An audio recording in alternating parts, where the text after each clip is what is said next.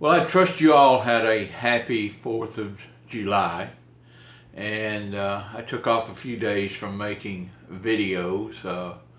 I've been busy around the lot here, and so I wanted to address some comments that I've received and some experiences that I went through in the month of June.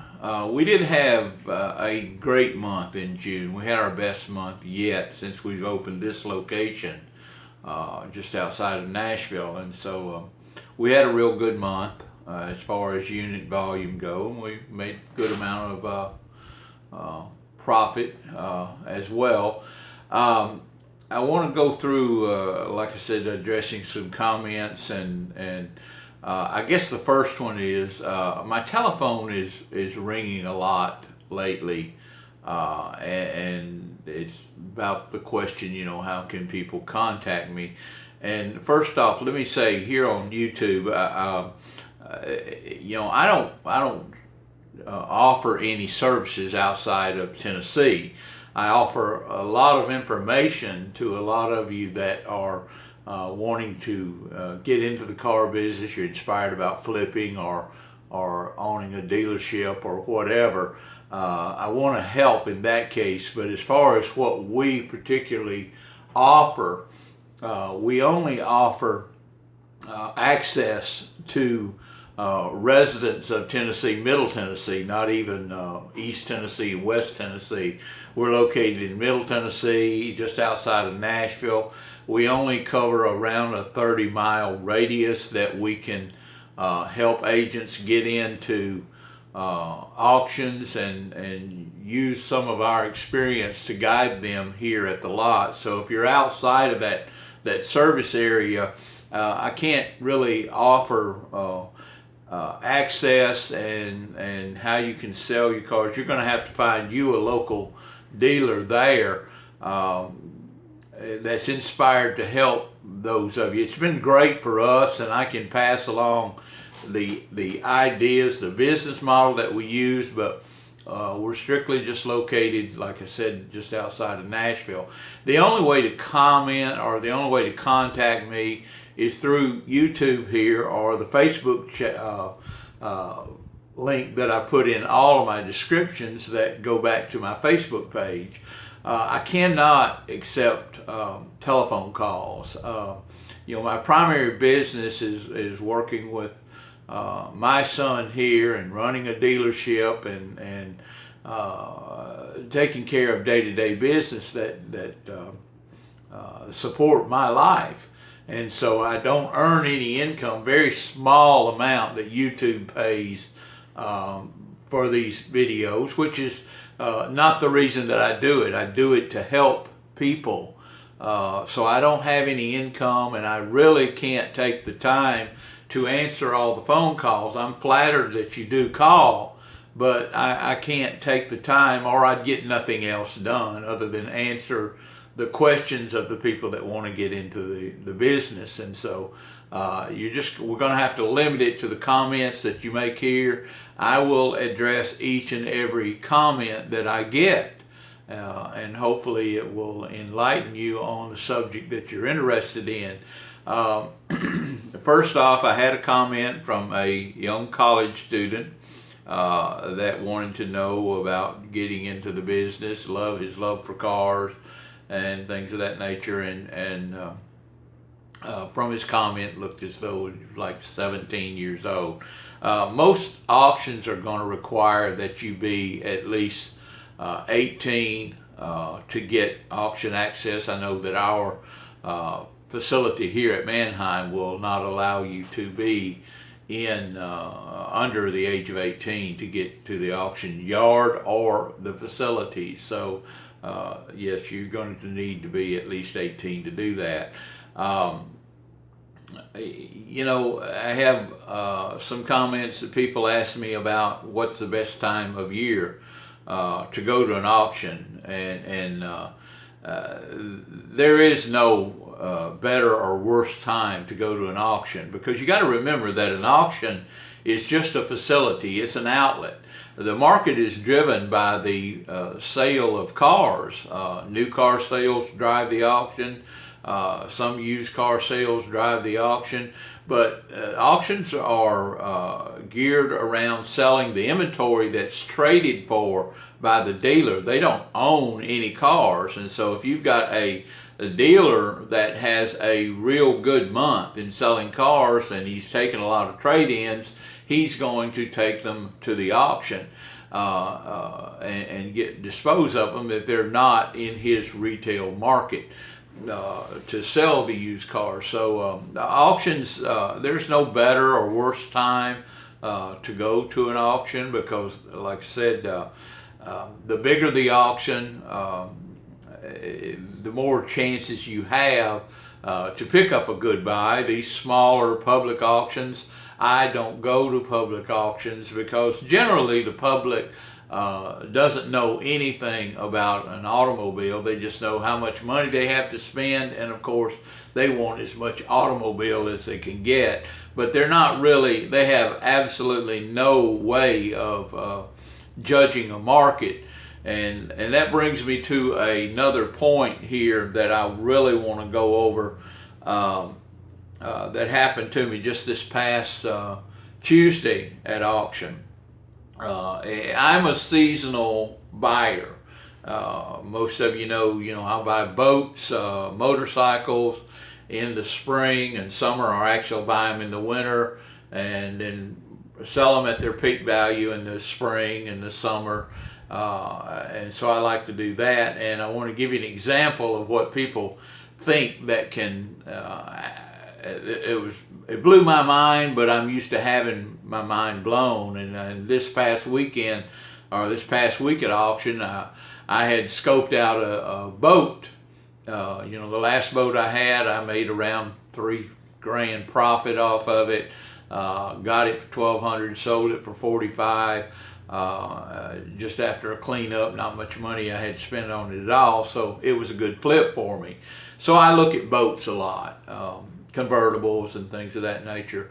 But anyway, this boat, I asked Shane to go bid on the boat for me. He was going to the auction, and to tell you the truth now, I don't go to a lot of auctions as long as I've got a rep that's going, and I'll tell them what I'm interested in. I go do my own inspections, but if I've got a rep going, and especially Shane being my son, he has a lot of the same interests that I do. And so anyway, I spotted out this boat, and I made up my mind, okay, it was a very nasty boat, just super nasty.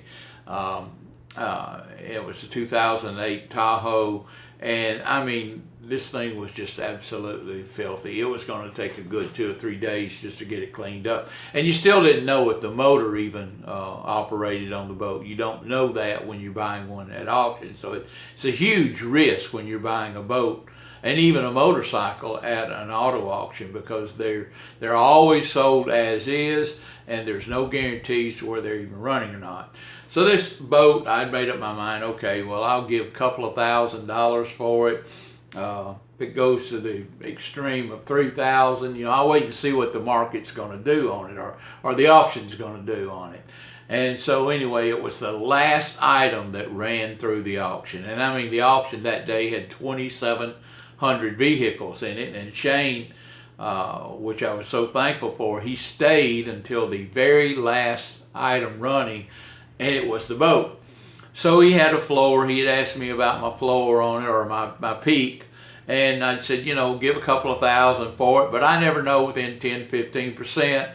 If you got to go a little bit over a couple of $1,000, go that. But, so my max would have been $2,500. Well, they started the damn thing out at $9,000, and it didn't even go back. I mean, what that means is that they just didn't open it up for bidding, any bidding under $9,000. And the floor on it turned out to be 11.1. So make no mistake about it. You can be going to an auction like I have for 40 years. I'm very consistent about watching auctions or having an agent in auctions. I'm very consistent on my post sales, and I'm watching things go through quite often. I'm more of a thinker and a planner, and I've got, thank God, some people around me that actually facilitate what I want to do, but I kind of just do my thing, mostly sitting in the office thinking and planning and staying away from the auctions themselves. But anyway, that gives you an idea that, you know, I missed that boat. One of us missed that boat by $9,000. You know, because my peak is going to be 25 at the outside.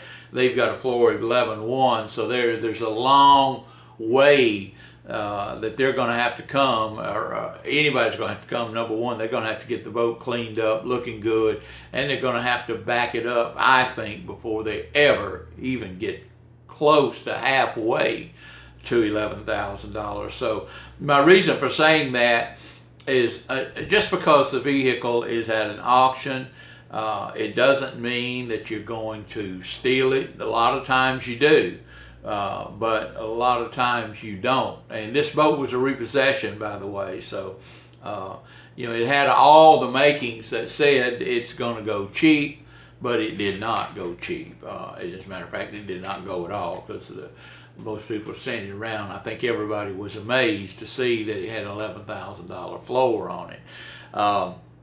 So that's that issue on the boat.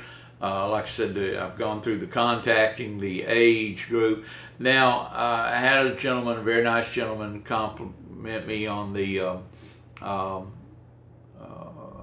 he was from Texas, and he was getting his license in Texas, and I'm not really familiar. I mean, I've spent some time in Texas. I've lived in Texas, and their rules are pretty much the same as ours here in Tennessee. That, you know, you're going to have to sell your vehicle at your location there.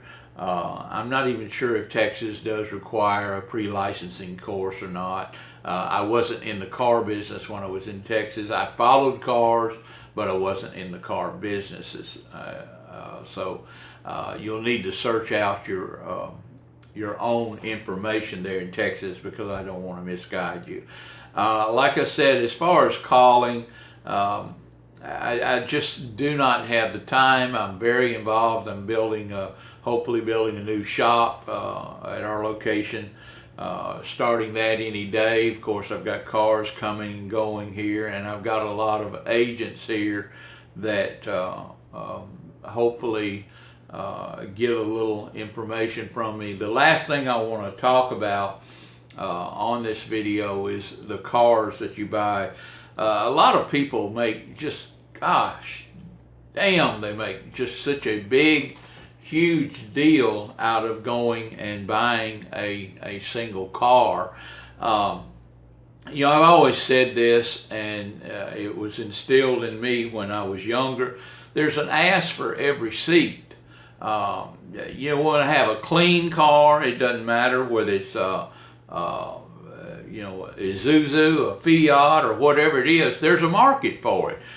These are huge manufacturers that build these cars, and so there's no such thing as a car brand that will not sell. You know, it's going to sell, but you're going to have to put the effort into it, into remarketing the car, making sure the car is clean and presentable, ready to sell. If you just want to get rid of it, then you get rid of it. You're going to have to take a drastically low price. It's all about your urgency and your personal feelings toward a car. I've got some cars that are cheap because I'm just not excited about them as I am some of my other cars. You know, right now it's summer, and I'm buying four-wheel drives. I'm looking for the fall and the winter that's coming, and I want to be in a position to have plenty of four-wheel drives on the lot right now, and they're not even displayed properly. I've got them around back. I'm driving some of them, but you know, I'm not really in a big hurry to push my four-wheel drives, because we're approaching deer hunting season, when we get, into deer hunting season and the people start thinking about the snowfall and the ice on the roads, they start thinking about four-wheel drives, and I want to be in a position to do that. So I'm buying a few along the summer to sustain myself, but mostly my main focus is on the four-wheel drives. And so as far as brand, I'm really familiar with Jeeps, and so I buy a lot of Jeeps because for me, I'm just really familiar with the vehicles. If you buying